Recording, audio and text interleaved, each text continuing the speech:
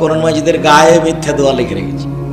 কতদিন থেকে বলছি, আমি 90 সাল থেকে বলছি যে কোরআন মাজিদের শেষে যে হেডলাইন দিয়ে দেওয়া আছে দোয়া খাতমিল কোরআন, কোরআন খতমের দোয়া 1 পৃষ্ঠাে একেবারে কিয়ামত পর্যন্ত সময় দিয়েছি। সাদাকাল্লাহুল আজিম বলে সদর সময় দিয়েছি। কেউ কোনোদিন কিছু বলেও না, বেরও করে না। তার মানে কোরআন মাজিদের গায়ে যদি মিথ্যা দোয়া লেখা থাকে, এই ছেলে তোমাকে যে বললাম এখানে দাঁড়াও, এখানে কথা বলে আমি শুনতে পাই, তোমার একটু শরম হয় না? এই পাড়ার ছেলেরা কি কলা করো তোমরা? প্রোগ্রাম করতে না পারো তো ডাকো কেন? বেটা লজ্জা পাও না?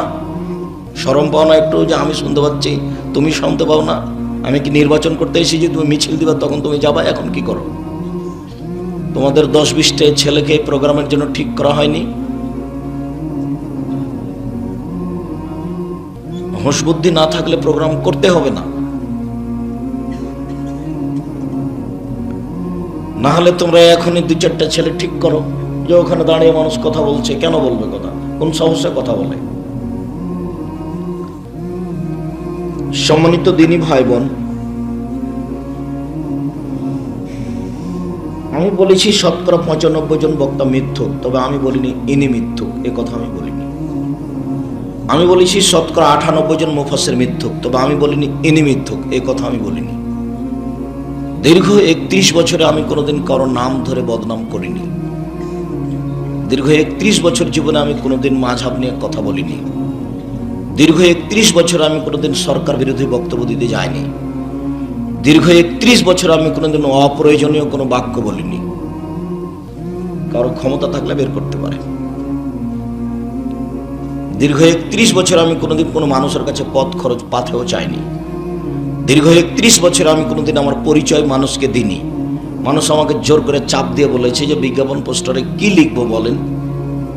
মানুষ তো অনেক কিছু লিখে, তখন চাপ দিলে আমি বলেছি আমার নাম আব্দুর রাজ্জাক আর আমার বাপের নাম ইসু, বাপ বেটা মিলে আব্দুর রাজ্জাক বিন ইসু, এটা বলেছি আমার পরিচয়। আল্লাহর কসম, আমি এর দীর্ঘ 31 বছরে কোনোদিন জনগণকে ফাঁকি দেওয়ার জন্য একটা বাক্য বলিনি, এবং নিজ স্বার্থে আমি কোনোদিন পদক্ষেপ রেখেছি বলে আমার বিবেচনা বলে না।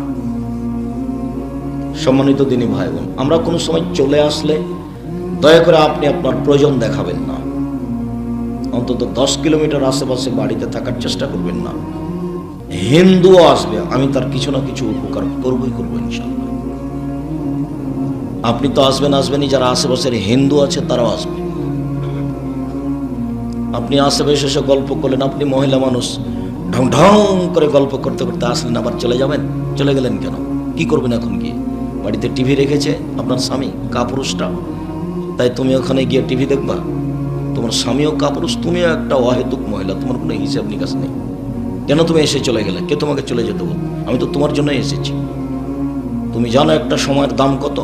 আমি সাতক্ষীরা থেকে এসেছি, এরপর আমি ক্লাস নিয়েছি, তারপরে আমি ফতোয়া বোর্ডে বসেছি, ফতোয়া বোর্ড শেষ করেছি, তারপরে আমি 8টার পরে মনে হয় কয়েক মিনিট পরে গাড়িতে উঠেছি, তারপর আমি এখানে এসেছি। তুমি আইলে ঢং ঢং করে চলে গেলে? ফাজলামি করো তুমি? কে বলেছে তোমার স্বামী শিক্ষিত মানুষ? কে বলেছে তোমার ছেলে মেয়ে শিক্ষিত মানুষ? বল হিসাব।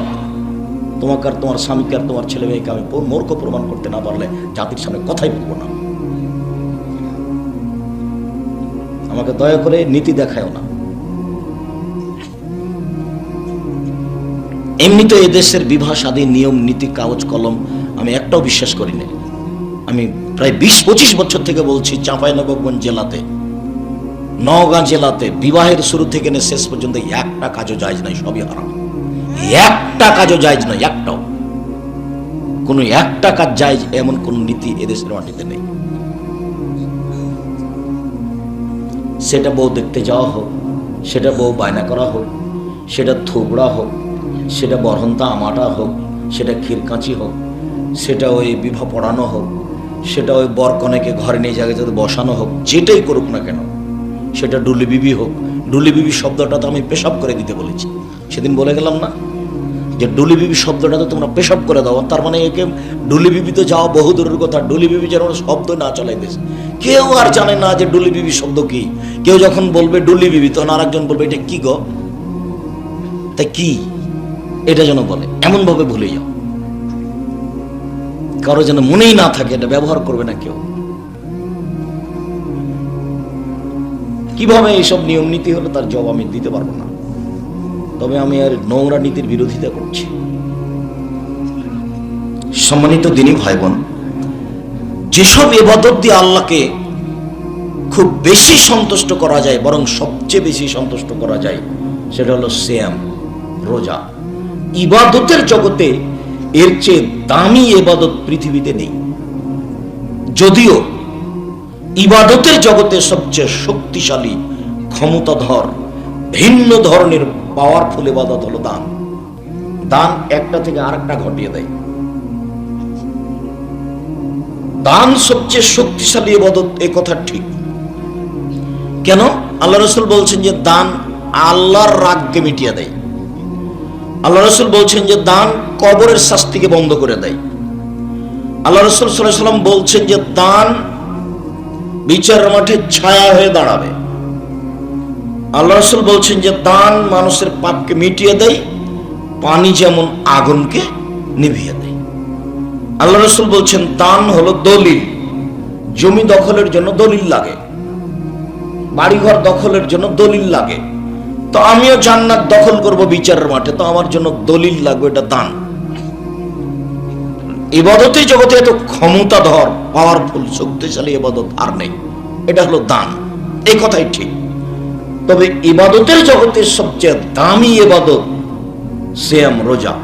ওর আবার মানি ভিন্ন, ওর গতিনীতি ভিন্ন। কিভাবে দু একটা বলেন তো আব্দুর রাজ্জাক সাহেব। দেখেন, আবু হুরায়রা রাদিয়াল্লাহু তাআলা আনহু বলেন, রাসূল সাল্লাল্লাহু আলাইহি সাল্লাম বলেছেন, কুল্লু আমাল ইবনে আদম ইজাফুল হাসানাতু বিআশরি আমসালিহা ক্বাল আল্লাহু তাআলা ইল্লা সাম ফাইনালি ওয়া নাজিবি। এই শোনো, আদমের ছেলেমেয়ের সব নেকি ফেরেশতারা দেয় 1 থেকে 10, 10 থেকে 700। কেউ যদি সুবহানাল্লাহ বলে, তখন আমি বলি, এই ফেরেশতা 10 নেকি লিখে দাও, ওটা বাড়াও, 700 পর্যন্ত বাড়িয়ে দাও আরো। কেউ যখন দান করে তখন আমি এটা বলি। কেউ যখন সালাত আদায় করে তখন আমি বলি, এটা নেকি বাড়িয়ে দাও, ওটা লিখো, বাড়িয়ে দাও। হজ করলে আমি বলি যে নেকি ওটা বাড়িয়ে দাও। কিন্তু কেউ যদি সিয়াম থাকে তো আমি বলি ফাইনালি ওয়া নাজিবি, সিয়াম আমার ব্যাপার, প্রতিদান আমি দিব, ওটা আমি কাউকে বলি না। তা আমি কি আপনাকে অন্য ইবাদত আর এই ইবাদতের সমতা বুঝাতে পারবো? যদি না বুঝাতে পারি তো আমি কি করতে পারি বলেন? পৃথিবীতে যত ইবাদত আছে সবের নেকি আল্লাহ কাকে দিতে বলবেন? ফেরেশতাকে। আর একমাত্র ইবাদত সিয়াম, রোজা, যার নেকি কি করবেন? নিচেই দিবেন। তো এইটার তারতম্য বুঝানো যাবে? কঠিন নয়, অনেক তারতম্য, মানে তারতম্যই নাই। কাকে আপনি তার পাশে বসাবেন যে ফেরেশতা আল্লাহ আমার হাতে দিলে ইনি, আমার হাতে দিলেন, এরকম না, ওটা ভিন্ন। আল্লাহ নিজে হাতে দিবেন, এটা একটা ইবাদত, তার নাম সিয়াম, তার নাম রোজা। যদি চাও আমাদের কাছে 5 পয়সা দাম নাই। রমজান মাস আসলে আমরা চাদর লাগিয়ে দিয়ে বিড়ি খাই, এখানেও আছে, তুমিও তার মধ্যে। এই ছেলে, আরেকজনের গায়ে হাত দিয়ে বসে আছো, তোমার হাতে বড় মোবাইল আছে, তোমার মোবাইলে ল্যাংটা মেয়ে নাচে, বোকা ছেলে ল্যাংটা মেয়ে নাচে, সিয়াম থেকে তুমি কি করবে? ল্যাংটা বেটি ছেয়ে গেলে দিন রাত দেখো, জেনা দেখো, কলিজা ঠান্ডা করে, চক্ষু ঠান্ডা করে, জান্নাত কিনবা? এভাবে জান্নাত কিনা যায়? হুজুবাতিন নার বিশ্বহুয়াত, মনের ইচ্ছা দ্বারা জাহান্নাম ঘেরা আছে। হুজুবাতিল জান্নাত বিল মাকারিহ, নিয়ম নীতি, কষ্ট, ক্লেশ, ত্যাগ, তিতিক্ষা দিয়ে জান্নাত ঘেরা আছে। জান্নাত পাওয়া টপ ব্যাপার, খুব কঠিন। জাহান্নাম সহজ। কেন? মনের ইচ্ছা মতো চললেই জাহান্নাম হয়। দাড়ি চাঁচে যারা, মন মতো চলে তারা। টাকনুর নিচে প্যান্ট পরে যারা, মন মতো চলে তারা। মন মতো চলে যারা, জাহান্নামে যাবে তারা। যেসব মহিলারা ছোট ব্লাউজ পরে, গোটা হাত দেখিয়ে, পেট পিট দেখিয়ে গ্রামে গ্রামে ঘুরে, ওরা মন মতো চলে।